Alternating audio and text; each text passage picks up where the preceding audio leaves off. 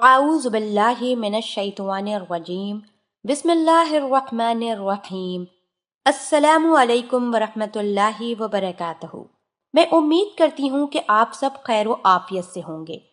मेरी दुआ है कि अल्लाह पाक आप सबको खैर व आफियत से रखें, आमीन। नाजरीन, आज हमारे एक भाई ने सवाल किया।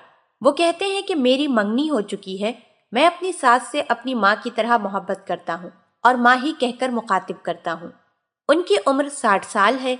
क्या मैं उनकी पेशानी पर बोसा दे सकता हूँ? क्या शादी के बाद बोसा दे सकता हूँ?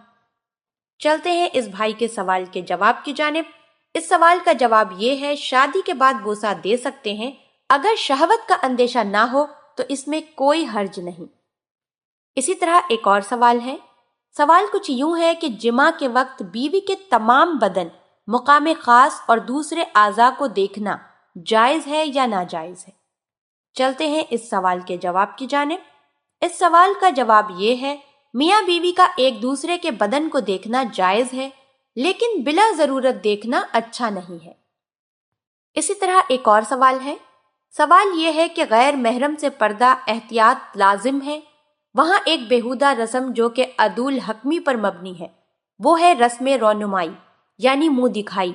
और ये रस्म जब नई दुल्हन ब्याह कर अपने ससुराल आती है तो तमाम ससुराली गैर महरम एक के बाद एक दीगर लाइन लगाकर दुल्हन का मुंह देखते हैं।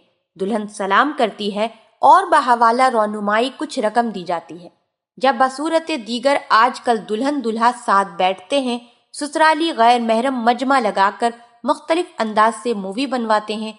क्या ये रसूमात बाइस लानत है? चलते हैं इस सवाल के जवाब की जानिब।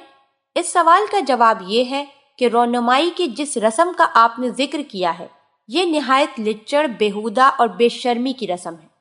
नई दुल्हन का गैर महरमों को मुंह दिखाना, उस पर रिश्वत लेना और उसकी मूवी बनाना मौजिब लानत है। इस रस्म को फौरन बंद कर देना चाहिए।